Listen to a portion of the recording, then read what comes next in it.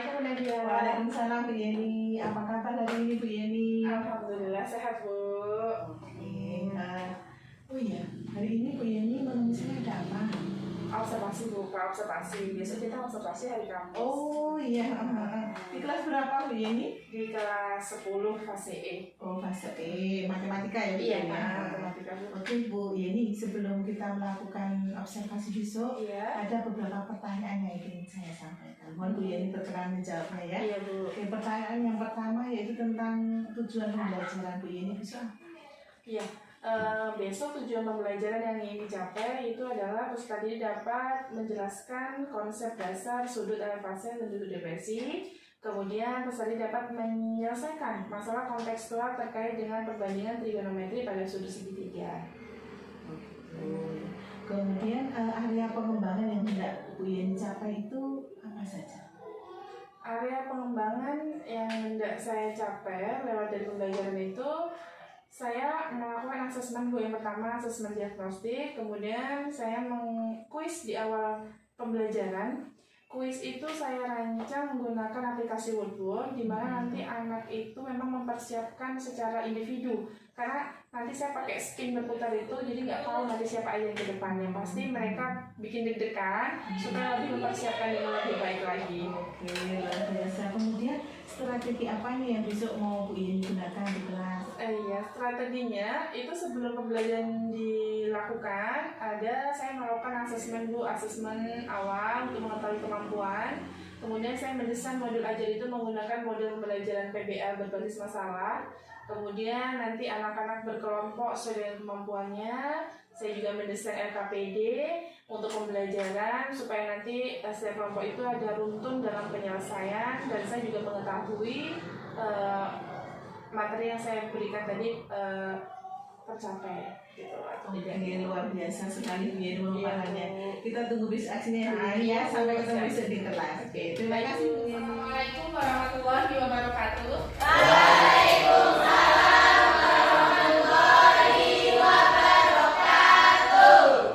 Selamat pagi semuanya. Sehat? Alhamdulillah ya. Boleh berdiri sebentar. Kita cek rapian sampah-sampah di sekeliling kita. Oke, sudah bersih ya? Oke, kita beri aplaus untuk yang bikin hari ini. Ya. Silakan duduk kembali. Oke, sebelum kita memulai pembelajaran hari ini, ada baiknya kita berdoa dulu dan dilanjutkan dengan membaca surat pendek, yaitu surat Al-Kafirun. Silakan dipimpin, Henry. Gerak. Berdoa mulai. Berdoa selesai. Mari.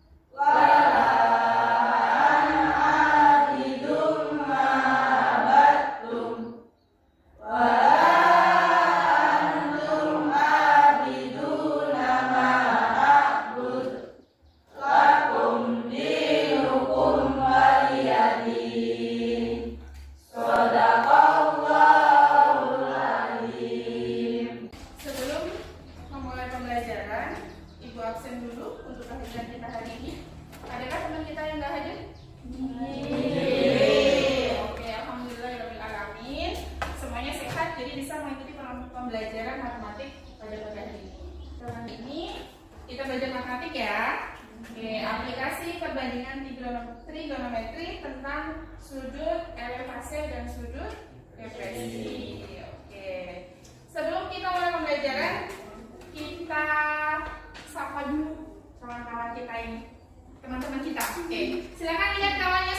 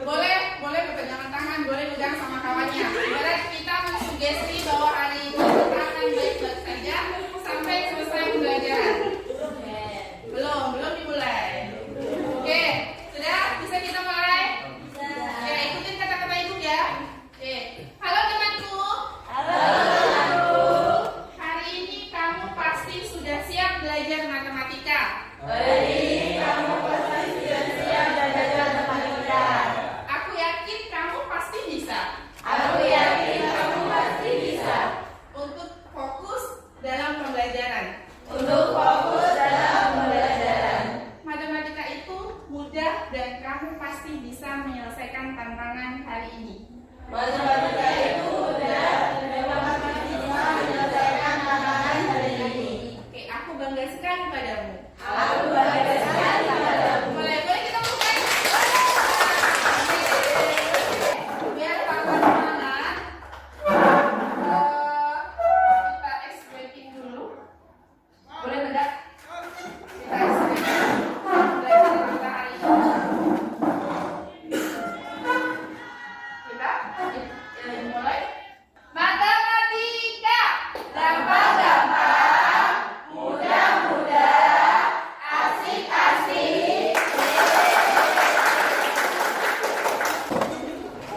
Nah, sebelum kita memulai pembelajaran, kompetensi awal yang harus dikuasai Ananda semua dalam melakukan pembelajaran hari ini, itu yang pertama ada teorema Pythagoras. Masih ingat dengan teorema Pythagoras berarti berhubungan dengan sudut apa? Siku. Oke, sudut siku. Selanjutnya ada hubungan sisi sudut segitiga siku-siku. Kemudian ada sudut-sudut istimewa. Sudut-sudut istimewa apa aja? Ada 5, 9, 90, kemudian 45, kemudian 60, kemudian 30, kemudian Oke, ada 5. Selanjutnya, nah ini teorema Pythagoras kita, perhatikan di depan.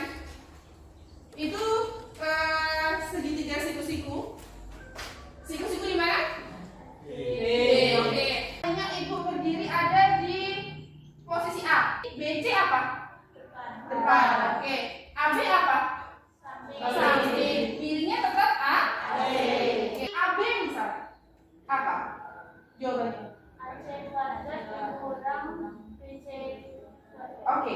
AC kuadrat dikurang BC. Oke. Ini apa rumusnya?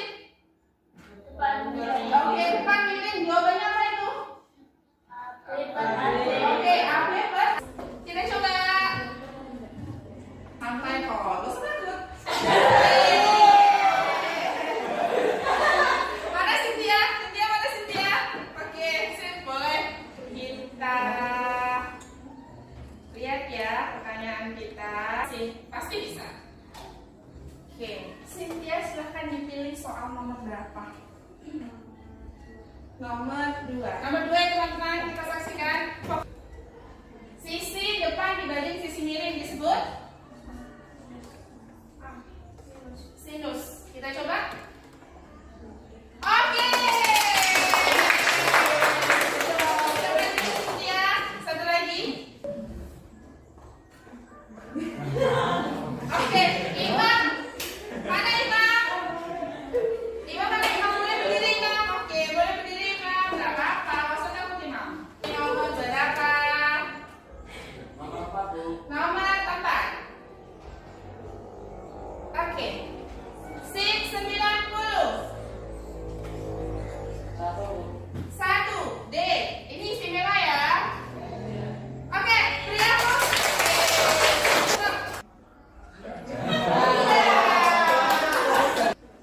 Oke, pas ya. 10. Oke, 10 kayaknya lagi hobi genap ya. Iya, mana dong? Tanah, tegak di tanah. BC per AC. C, oke. BC per AC, kita coba. Oke. Silakan ya Kak. Oke, 13. Oke, kita buka 13. Ya. Ya, min 1. Kita coba. Eng, ding.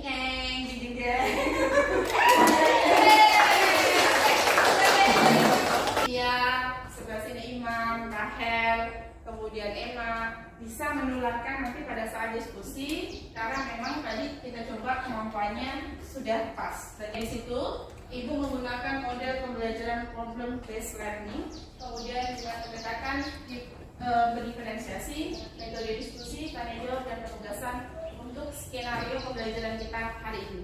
Di PBL itu nanti kalian duduk berkelompok. Kelompok ini sudah kita sepakati kemarin lewat tes diagnosis kita, dikelompokkan dengan kelompok yang tinggi, sedang, dan cukup.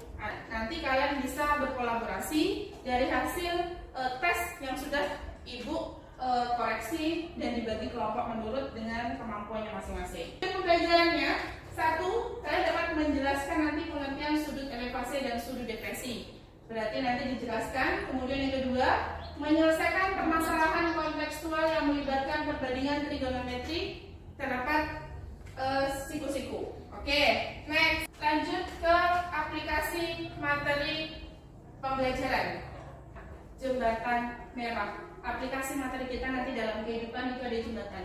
Pernah nggak kalian berpikir bagaimana cara bikin jembatan? Ini bukan dalam konteks pakai pasir, Bu, pakai material bukan, tapi berpikir bagaimana jembatan itu bisa dibangun.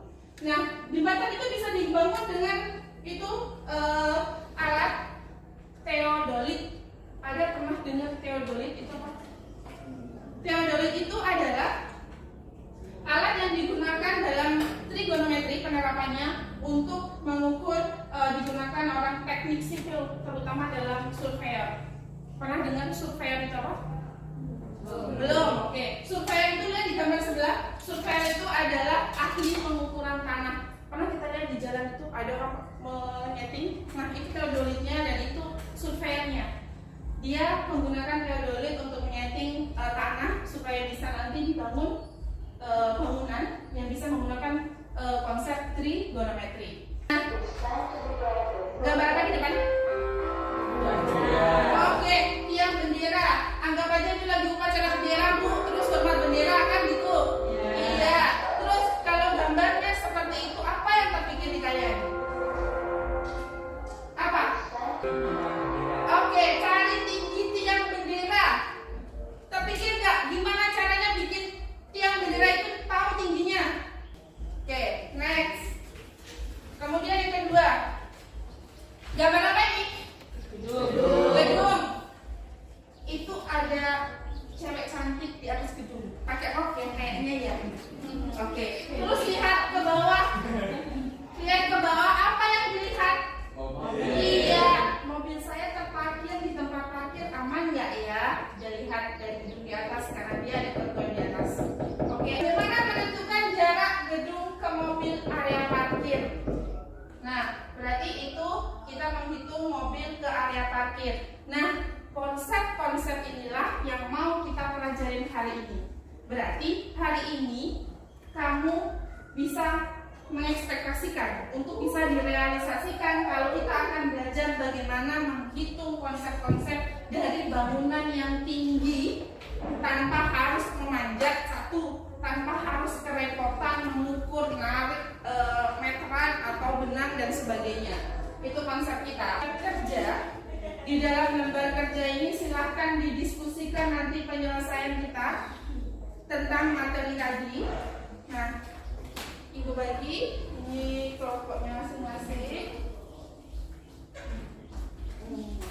Oke, boleh dilihat dan diamati. Kemudian nanti dalam hal penyelesaiannya, Ibu mau coba lihat dulu. Ibu mau nanti kamu mendesain hasil LKPD-nya itu di dalam karton.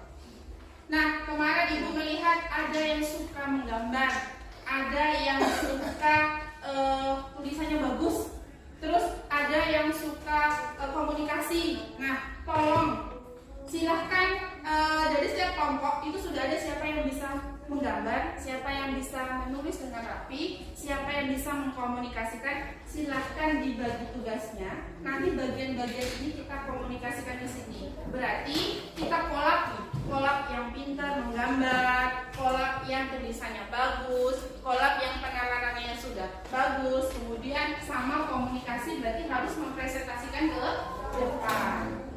Didiskusikan dulu masalah kita yang ada di LKPD. Nanti baru bisa didesain gambarnya, didesain dengan penyelesaian. Boleh diambil? Ya, dicari dulu nanti. Yang pertama ini berarti menggambarkan ini, digambarkan.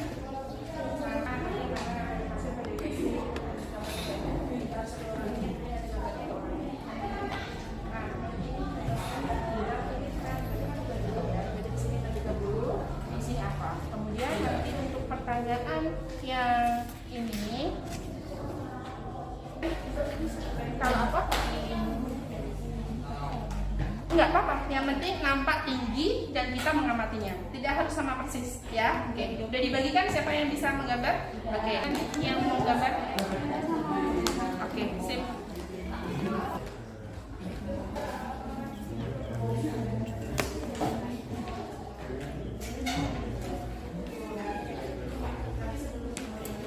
Iya, gambar dulu pada saat posisinya si Indra melihat Beni, yang satunya Beni melihat Indra. Nanti dikasih garis saja penandanya. Oke, bisa dipahami? Oke, sip.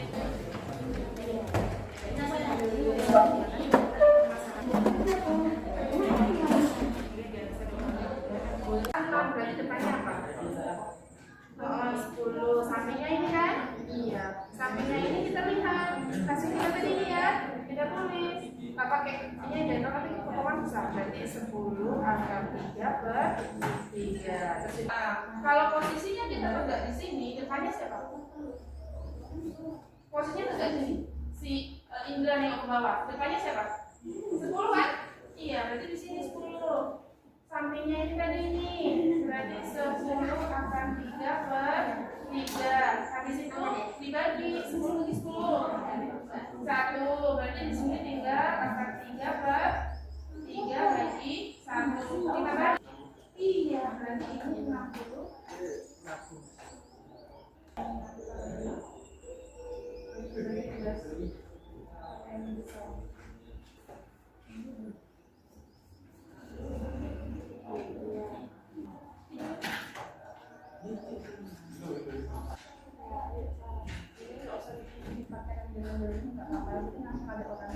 Terus menuju ke bawah. Iya. Lalu orangnya ke sini.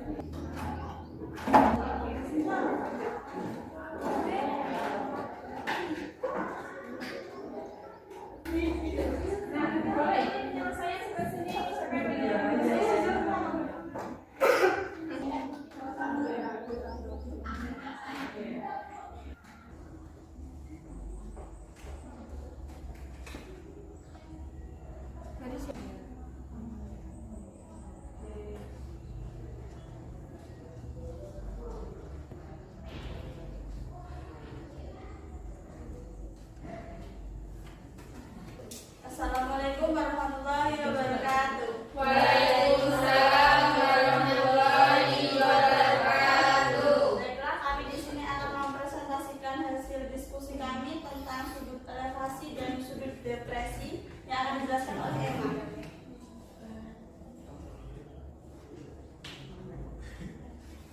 Baik, jadi tinggi pohon yang digunakan itu sekitar 7,2 meter. Penjelasannya sebagai berikut. Tan 30 sama dengan X per 10. Kenapa X? Karena pada bagian sini, bagian atas itu belum diketahui nilainya. Jadi kita pindah luaskan ke sebelah kanan. 10 dikali tan 30.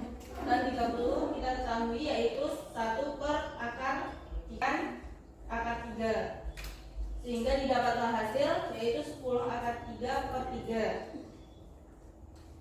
atau setara dengan 5,7 meter. Selanjutnya, untuk pertanyaan yang B, berapa derajat ketika Indra melihat Beni? Posisi Indra di atas sedangkan Beni di bawah. Tan theta 10 per 10 akar 3/3. Tan theta sama dengan 1 akar 3/3 karena 10 dibagi 10 hasilnya 1.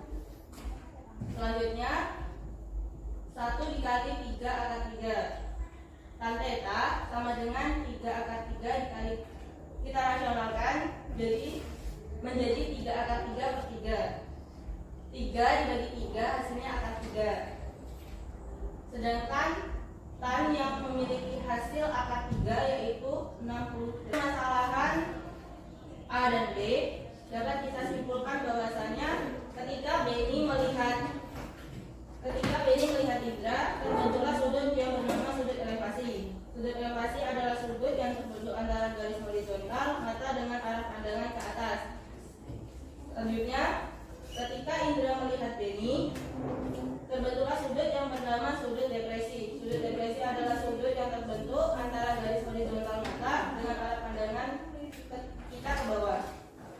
menggunakan tan theta, sehingga didapatkan hasil tan theta sama dengan P per 10. Sedangkan 1 sama dengan P per 10. Didapatlah hasil P sama dengan 10. Jadi tinggi pohon tersebut adalah 10 meter ditambah 1,7 meter sehingga 11,7 meter.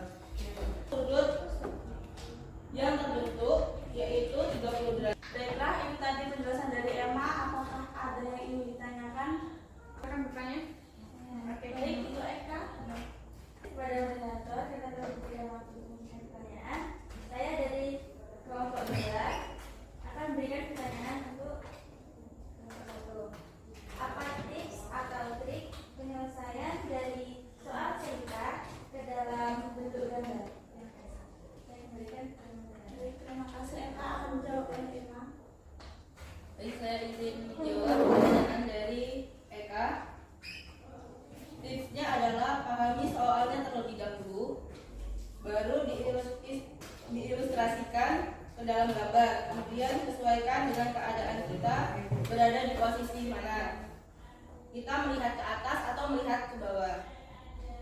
Karena sesuai dengan pengertian sudut elevasi tadi, bahwasanya sudut elevasi adalah sudut yang terbentuk ketika kita melihat pandangan ke atas. Sedangkan untuk sudut depresi itu adalah posisi kita melihat ke bawah. Gitu. Baiklah, apa sudah jelas? Ada. Cukup? Yang lain? Ada ditanyakan lagi? Oke, Raya boleh? Terima kasih. Saya perwakilan dari kelompok 3 yang bertanya kepada kelompok 4, yaitu bagaimana kita mengetahui yang terbentuk sudut elevasi atau depresi apabila dari soal tidak tertulis keterangannya. Ya, terima kasih. Terlebih dahulu kita harus paham tentang materinya. Kita harus tahu pengertian dari sudut elevasi dan sudut depresi. Tadi saya sudah menyampaikan mengenai pengertian sudut depresi dan elevasi. Jadi kita harus paham dulu, yaitu ketika sudut elevasi kita harus posisi kita melihat ke atas, sedangkan sudut depresi posisi kita melihat ke bawah. Oke. Kami akhiri. Wassalamualaikum warahmatullahi wabarakatuh. Waalaikumsalam warahmatullahi wabarakatuh. Oke, kita beratur. Oke, waalaikumsalam warahmatullahi wabarakatuh. Kami akan menjelaskan tentang sudut elevasi dan depresi yang akan dijelaskan oleh Henry. 1/3 per X per 10 sama dengan, yaitu X sama dengan 10 1/1 akan jadi 3, yaitu kita akan 3. Pertanyaan?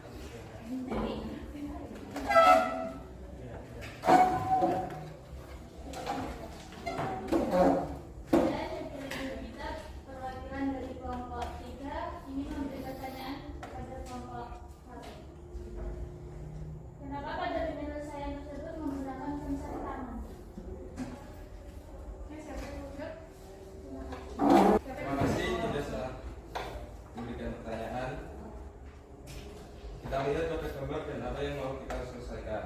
Gambar soal yang diselesaikan tentang sisi depan dan samping. Nah, konsep yang tepat ya konsep tangan. Kelompok. Kesempatan. Kemudian sebelum kita melakukan kuis pembelajaran kita pada pagi ini, kita rangkum dulu materi kita tadi tentang sudut elevasi dan sudut depresi. Oke, boleh kelompoknya Eka sama Dila, apa kegunaan sudut depresi? Yaitu untuk mengukur atau mengamati benda-benda yang tinggi. Oke, untuk mengamati benda-benda yang ada berada di tinggi, posisi kita ada bagian tinggi ya. Kita melihat ke bawah. Itu untuk depresi. Bayangin deh, kalau orang depresi pandangannya kemana? Bawah. Iya, kalau orang depresi pandangannya ke bawah. Secara singkatnya kita memahami kalau depresi ke bawah berarti sudut depresi yang terbentuk posisi kita berada di ketinggian. Kemudian kalau sudut elevasi apa? Untuk mengamati objek yang lebih tinggi dari kita. Oke, untuk objek yang lebih tinggi dari tanah. Berarti kesimpulannya kita melihat ke benda yang lebih tinggi atau ke atas. Oke, itu kesimpulan kita. Atau yang kita pakai adalah konsep pangen.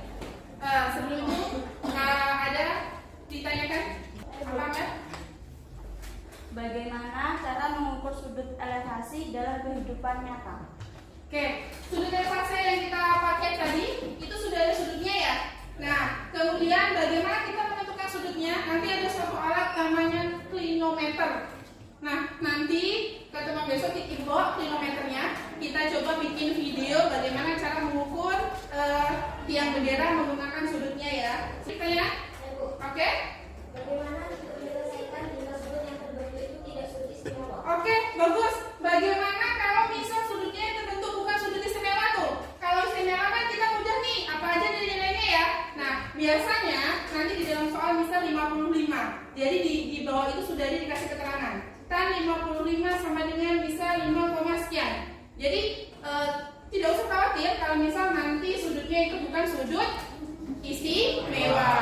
Ada yang bisa menyimpulkan pembelajaran kita pada sekarang? Kegiatan pembelajaran kita pada hari ini mengenai sudut elevasi dan sudut depresi. Iya. Dapat disimpulkan bahwasanya sudut elevasi adalah sudut yang terbentuk ketika kita melihat atas. Oke. Sedangkan sudut depresi adalah sudut yang terbentuk ketika kita melihat ke bawah. Oke. Sudut elevasi terbentuk kalau kita melihat ke kalau depresi melihat ke Oke.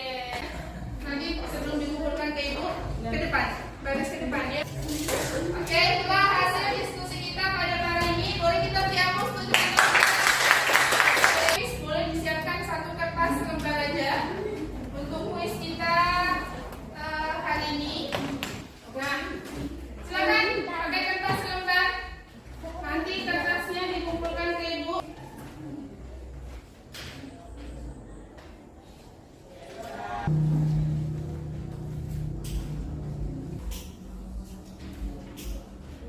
Jangan lupa dikasih nama.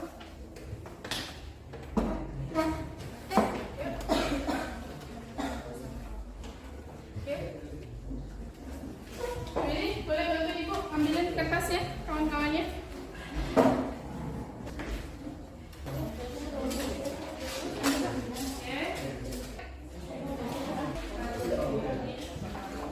Oke, sudah diambil.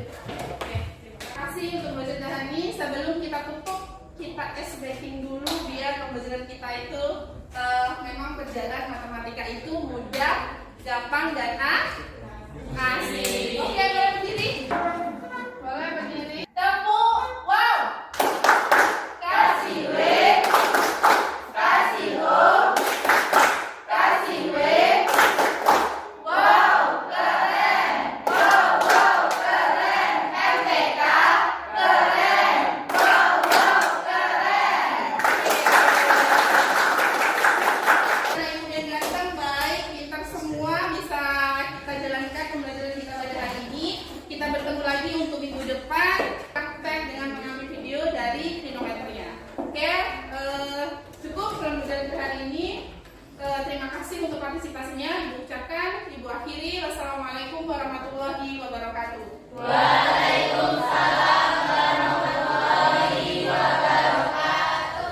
Selamat siang Bu Yeni. Selamat siang Bu Nadia. Gimana kabarnya Bu Yeni hari ini? Alhamdulillah sehat.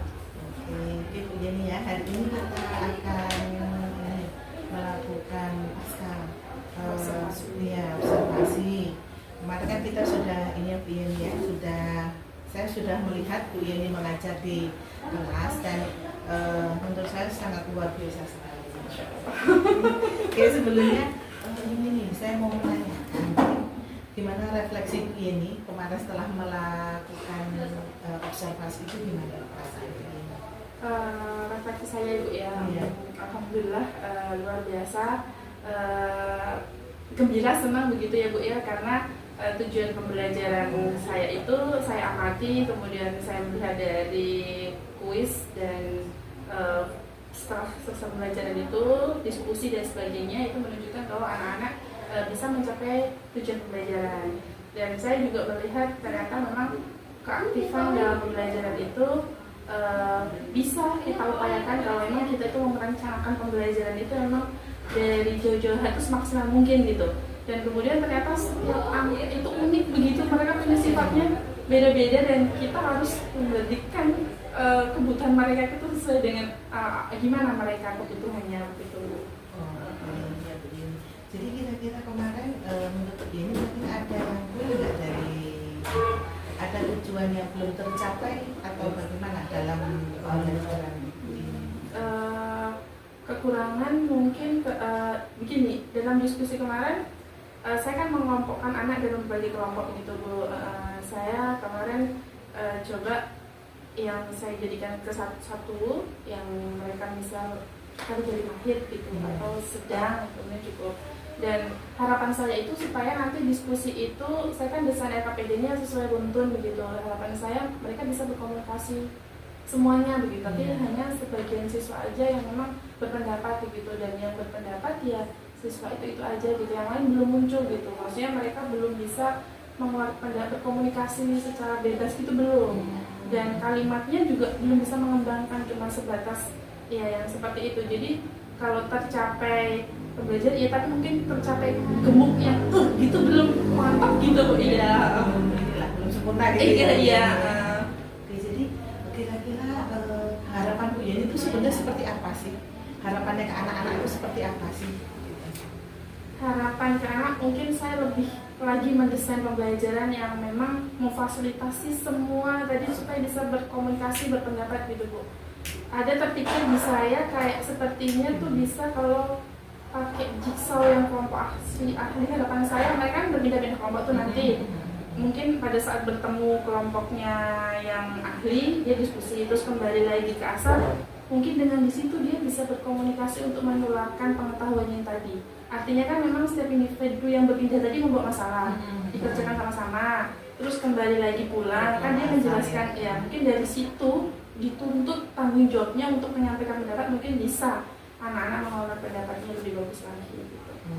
Jadi kalau misalnya nih dari tadi Bu yang menyampaikan, solusi saya mungkin jigsaw Bu. Iya. Jadi kalau kira-kira setelah menerapkan jigsaw ini, kira-kira ada nggak nanti peningkatan gitu harapannya? Gitu. Kalau misalnya tadi sebelum dilaksanakan model jigsaw, kira-kira berapa sih Bu Yeni mau ngasih persentase anak-anak itu gitu kira-kira keaktifan mereka? Keaktifan mungkin 85%. 85%. Okay. Jadi setelah nanti diterapkan metode jigsaw ini, berapa kira-kira persentase anak-anak itu? Persentase mungkin kalau untuk menuntut anak semuanya mungkin bisa terrealisasi Bu, tapi kalau misal pasang target begitu tidak muluk-muluk, mungkin kalau misal ada 10 anak yang belum bisa berkomunikasi baik, mungkin saya pasang target 7 jadi, atau 6 sampai 7 anak bisa, artinya meminimalisir sebanyak itu. Jadi kurang lebih mungkin targetnya 90% Bu. Oke, dari 85 ke 95% ya. Oke, jadi yang target paling dekat ini berarti kapan rencananya Bu Yeni akan mengimplementasikan model jigsaw ini? Ya, rencana saya iya Bu, menggali dulu informasi dari tadi, kemudian untuk lebih pemilihan kelompoknya ini lagi ya, rencananya mungkin seminggu lagi lah Ibu. Coba saya dalam waktu ini saya bisa mendesain pembelajarannya untuk diaplikasikan lagi supaya lebih maksimal. Kira-kira kalau dalam jangka panjang ada nggak rencana lain selain kalau jigsaw itu mungkin kan rencana jangka pendeknya ya, berarti akan diimplementasikan seminggu lagi ya setelah observasi kita ini, berarti ada perencanaan yang Bu Yeni akan lakukan ya. Kira-kira kalau yang jangka panjangnya apa untuk meningkatkan? Kalau untuk jangka panjang mungkin saya lebih mengetahui dulu kemampuan anak. Mungkin lewat asesmen itu yang harus saya aplikasikan, harus saya terapkan gitu dalam setiap kelas sebelum saya melakukan pembelajaran. Mungkin dari situ asesmen diagnos itu bisa membantu saya dalam merancang supaya nanti lebih maksimal lagi hasil yang diharapkan sesuai dengan yang saya ekspektasikan gitu. Oke, terima kasih Bu Yeni, luar biasa sekali. Senang saya ngobrol dengan Bu Yeni ini karena beliau ini sampai itu menurut saya itu sosok yang mau belajar gitu ya. Terima kasih sekali Bu Yeni saya tunggu Bu Yeni aplikasi selanjutnya ya kan, nanti setelah diimplementasikan itu saya tunggu refleksi Bu Yeni. Mudah-mudahan nanti bisa anak-anak bisa lebih aktif lagi ya sesuai harapan Bu Yeni ya. Oke, terima kasih Bu Yeni sudah meluangkan waktunya. Terima kasih banyak. Sama-sama. Silakan lanjut.